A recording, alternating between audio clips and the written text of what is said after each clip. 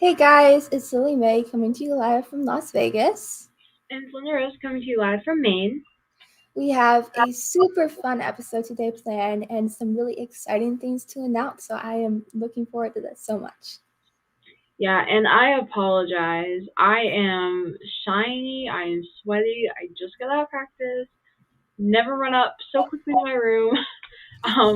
Just got out. It was our first game's on Friday, so we are running plays and scrimmaging all practice. So I'm exhausted. Oh, that's totally fine, and good luck on your game on Friday too. That's so cool. Thank you. So today we are going to be airing an interview we did with Caroline Scruggs. She is an amazing musician and a vocal coach too. She plays some really cool instruments. And a lot of you that are probably watching now may know her if you've taken some of her courses. Yes, absolutely. I'm sorry for the noise. My Christmas clock is going off again. I have to remember to turn it off before lives because it just happens. But I totally understand. My dogs somehow, whenever I'm going live or something, they decide that that's the time to be allowed. So yeah, totally. But we're also going to be announcing something super cool after we air the interview. So make sure you guys stay tuned. We're going to go ahead and show that interview now. Never meant to live life at half volume. Trust me, I've coached over 300 creatives, and I can help you unlock your voice so that you can live out loud to your fullest potential.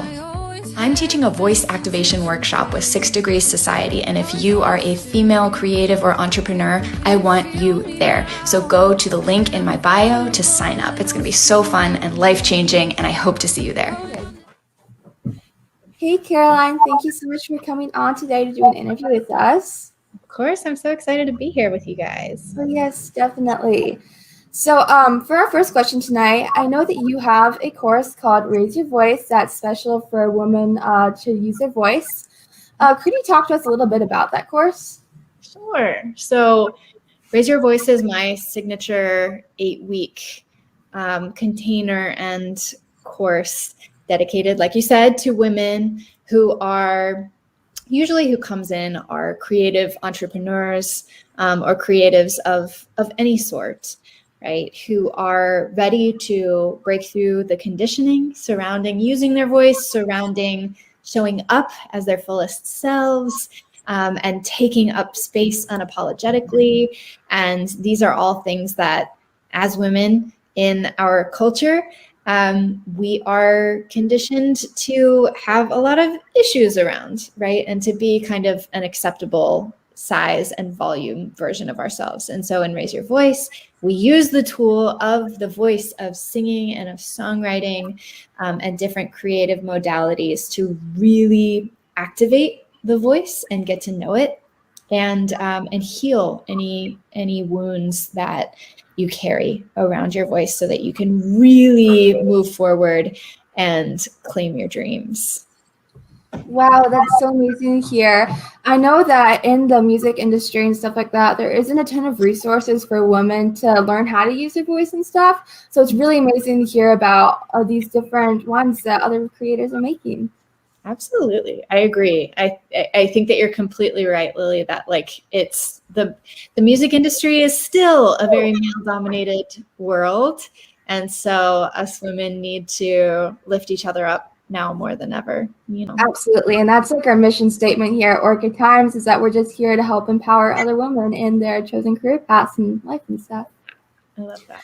I think the Raise Your Voice course that you do is so amazing, and I think it's like a great thing to have, especially if you have like younger kids that maybe want to try to like me and Lily that want to try to get women to use their voice a lot. And I think that's such a great thing that you started. And I know starting something like that, especially with starting Orchid Times, you have to have a sort of passion for it. And I wanted to know where your passion came from. Yeah, thanks, Linda. Yeah, so let's see, my passion, where did it come from? So I began playing music when I was 5 years old. So I've been playing it most of my life. I'm almost 31 in a couple of days.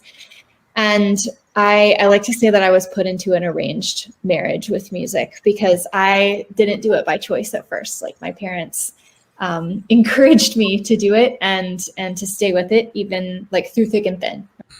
a lot of my life, I was a huge people pleaser, and I sought a lot of validation, like outward validation. I think like a lot of sensitive, creative types with big hearts, probably like you guys even, it's easy to get caught in the trap of basing our value on what others think of us and like on how others validate us and see us, right? And then I got to a point in my like later 20s where I had this huge realization that, well, number one, I became super aware of that trait that I have of seeking outward validation and people pleasing.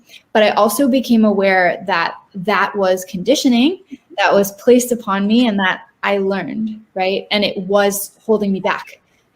And so when I had this huge, it was like an earth-shattering realization for myself, that is really when I began to turn my entire like perception of life around and why music is actually in my life and why I was given these tools and these gifts that I was given. And what I came to find out was, yes, I love making music and making art and expressing myself, but I equally as much love and am meant to mentor other women and help them unlock all of their creative power and all of their vocal power inside of themselves. I'm here to hold that space for women like you guys, you know, to who have been told, only be this acceptable size version of yourself, and then you'll be okay, and then you'll fit in. But that's a box, and we don't need to be in a box, right? Absolutely. It's such a powerful message, and it's so relatable. I know I related a ton to it. So thank you so much for talking to us about that. I know at the beginning what you said with you and music is definitely, I know I chose to do music, but my mom definitely showed me all different types of music and inspired me to start learning it too from showing me it when I was super young. So for our next question today, I wanted to ask you, what is the most rewarding part of coaching these courses that you do? Rewarding part. I think that there's this moment, and it's like a very tangible moment, when they see something inside of themselves that they did not realize was there. We're taught to filter ourselves. We're taught to apologize when we have an outburst of emotion or like truth, God forbid, we share something that makes somebody else uncomfortable or something like that. So, so when I see my students remember and realize the power that's inside of them, it's like, if you can do that, what isn't possible? Like how, and further, like turning that on its head, like when we are taught that full self-expression, authentic self-expression is dangerous and will lead to maybe like rejection and judgment, all this stuff. And so we don't do it. We keep ourselves kind of bottled up and filtered. What are we missing out on in our lives? Like what purpose are we not fulfilling that we've been put here to do? That's so amazing and so inspiring too. And thank you so much for all of this, for the work that you put into helping people know how to express themselves. It's so helpful. I know I've taken your youth camp course once, and it was great for beginners and like intermediate players and stuff. I know when I took it, I was just starting to play the uke, and it's so helpful even with songwriting and learning how to bridge out of the normal. It's amazing. I'm so glad that you came and had that experience. Yeah, I hope you'll come again too. And Linda, of course, you are invited as well. Linda, are you a musician? Ish. Okay. Cool. Yeah, me and my grandmother were in your oot camp too. Oh, you were? Yeah, because me and my grandmother both got our ukuleles around the same time. So we entered the youth camp, which helped my grandmother a lot. Because my grandmother, I songwrite. It's something I just do because it's like a coping skill for me. And my grandmother's been slowly easing into it. And the oot camp, because she wanted to learn the ukulele for so long. And she was like so happy when she found that instrument she can play. And so like the oot camp was so much fun for her, especially because it was so much easier for her to learn. And it was helping her with her songwriting, which is something she's been so into lately.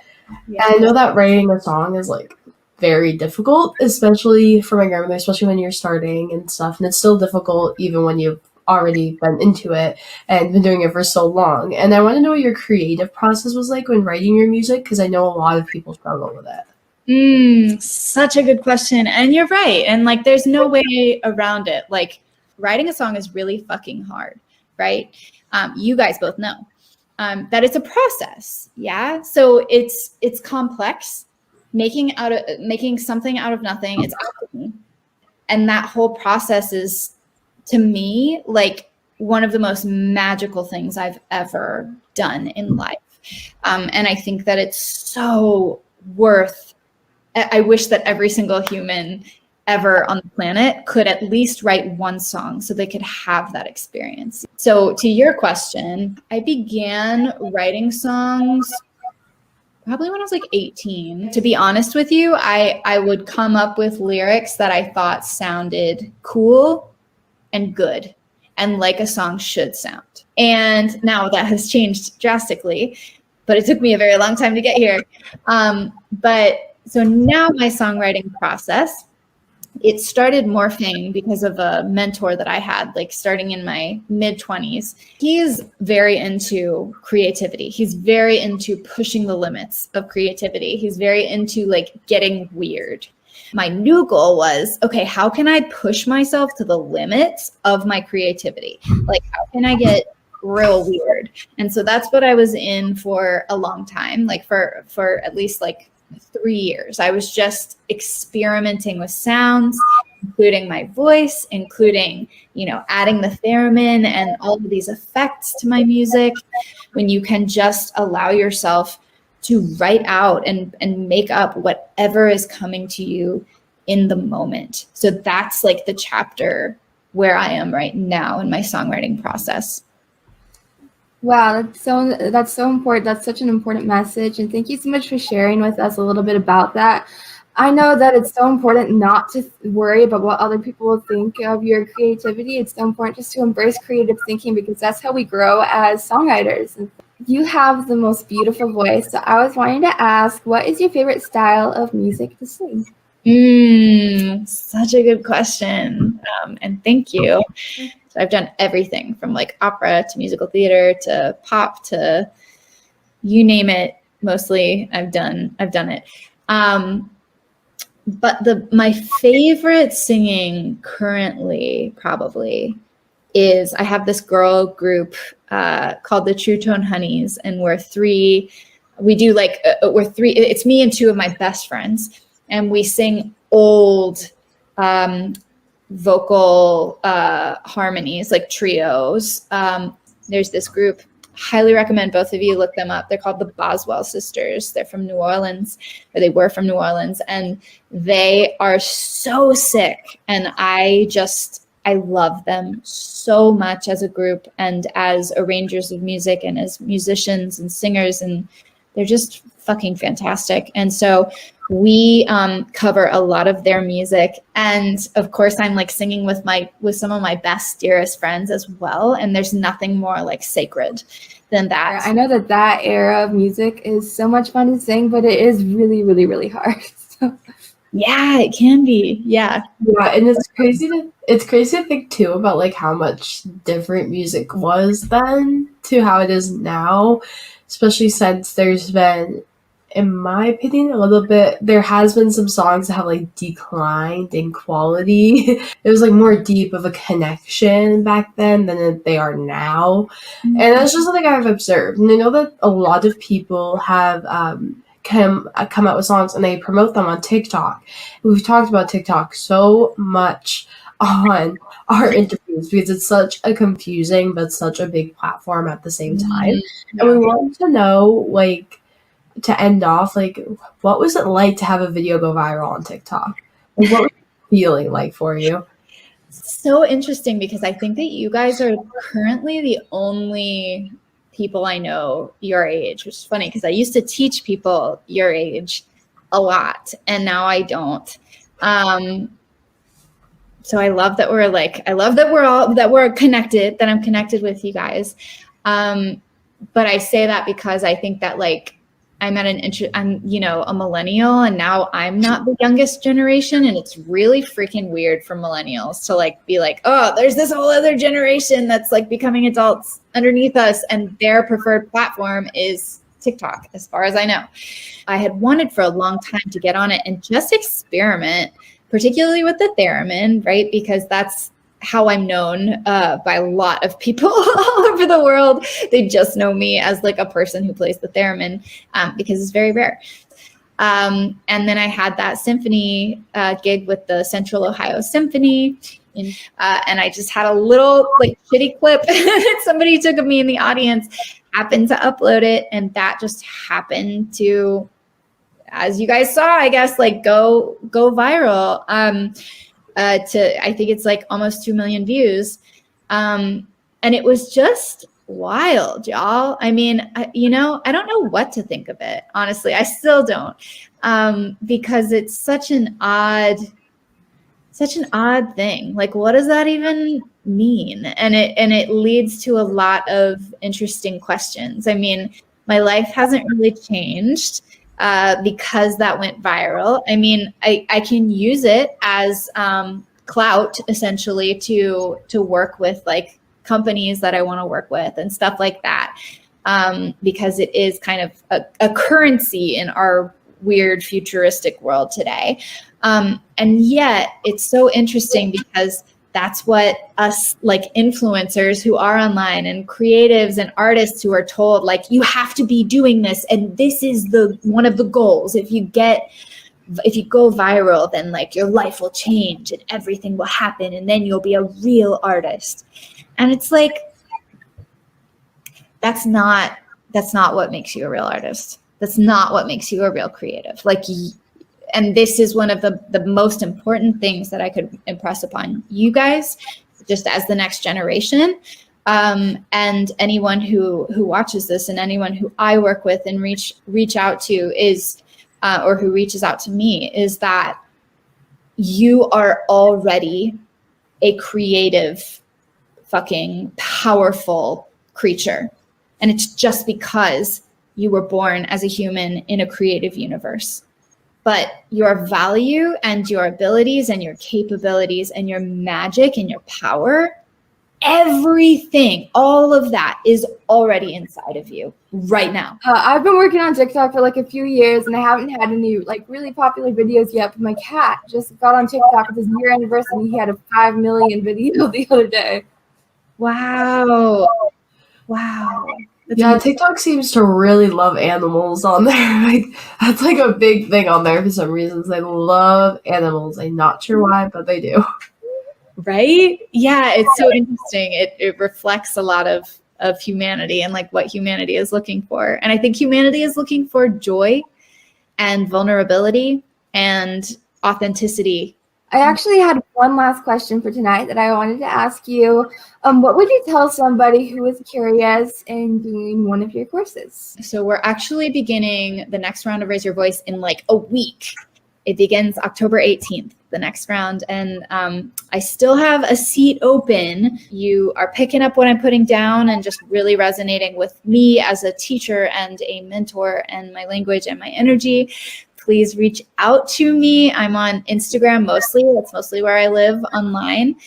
You can just shoot me a message and say hello, introduce yourself. And I actually offer every now and again a free coaching session to women who do resonate with me. And then the next one will probably be midwinter, I would say. So like January, February, somewhere in there. So if they catch this then at that point, then just reach out to me and let's get you broken through those glass ceilings and on your way to claim your dreams. Youth camp is absolutely free. And I like to keep that free so that is truly for everyone. Raise Your Voice, though, is really for women who are on their path to change the world, to claim their dreams, to make a lot more money. It is an investment because it will change your life and it will transform your life. And there are, usually I give out one scholarship per round. That's like a partial scholarship depending on what people can afford. It's also not just for musicians at all. It's for any woman who is ready to break through the conditioning that she has been taught. It's for everyone who is ready to cross that threshold into the next huge chapter of their lives. And I know I really want to take your Raise Your Voice course sometime, so I'm going to start looking into it soon because I think that would just be so amazing. I'd love to have you, Lily. Well, thank you so much for coming on today and talking with us a little bit. We're so honored to have you on, and thank you so much again. Thanks for having me, you guys. I'm honored. Thank you. I hope you have a great rest of your day. Thanks. You too. It's lovely to talk to you guys. You too. Bye. Bye.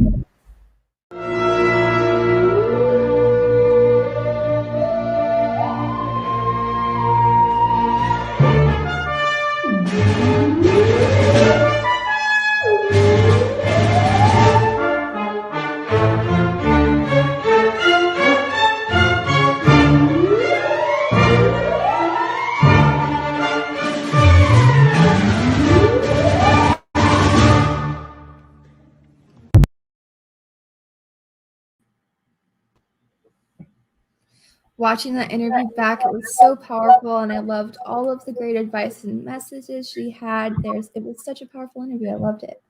Can we talk about the theremin at the end? It was amazing. The talent and the skill that you have to be able to even get one note on the theremin is insane. And the fact that she can do it just is amazing.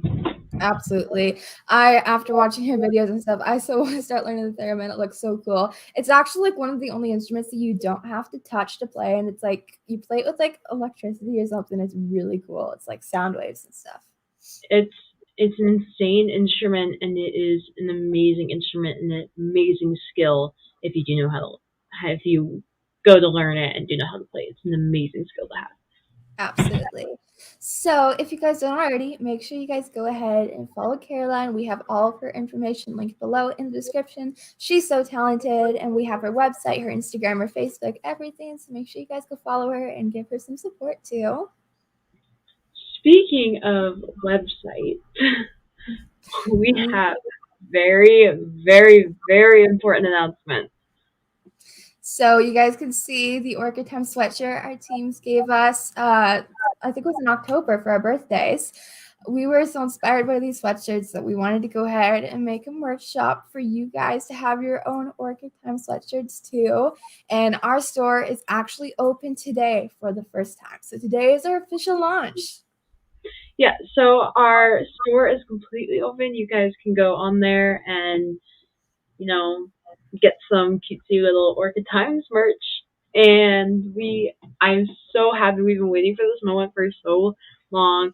And great, huge thanks to our editor, EmEm Farwell, as you guys know her. She was a huge, huge help with this. We couldn't have done this without her.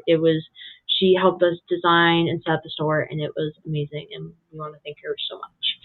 Absolutely. Thank you so much, EmEm, for all the work you put into the shop. We wanted to go ahead and show you guys some of our favorite products off of the store. We're having them up today. There's a lot of different hoodies, and me personally, I'm so excited for the beanies. They're great. I love them so much. Yeah, I love beanies, so it is truly, truly so fun. And it is amazing.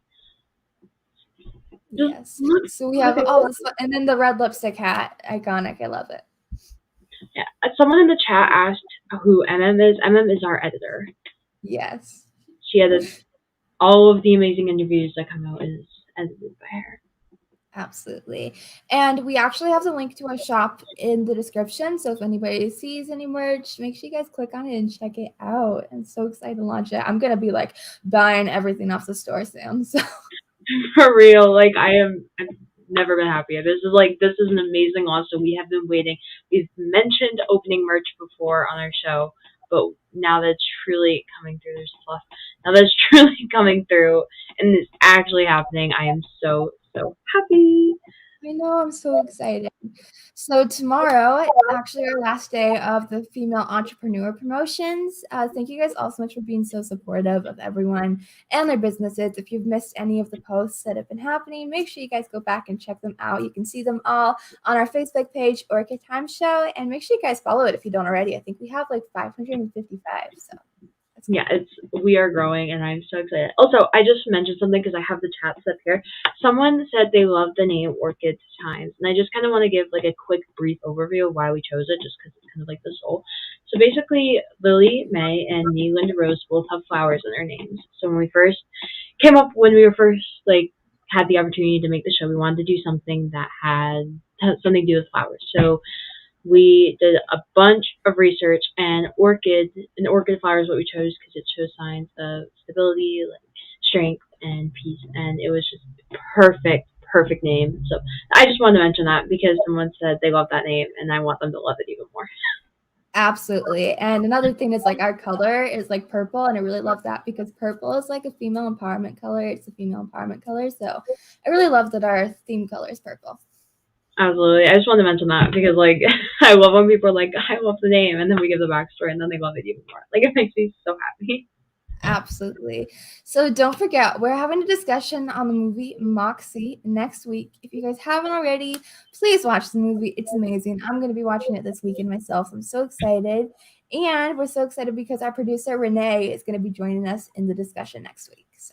Yeah, I've seen the movie Moxie like 50 million times. It's one of my favorite movies, so I'm so happy we chose that one because I love that movie. It is amazing. Yes, you guys can watch it on Netflix.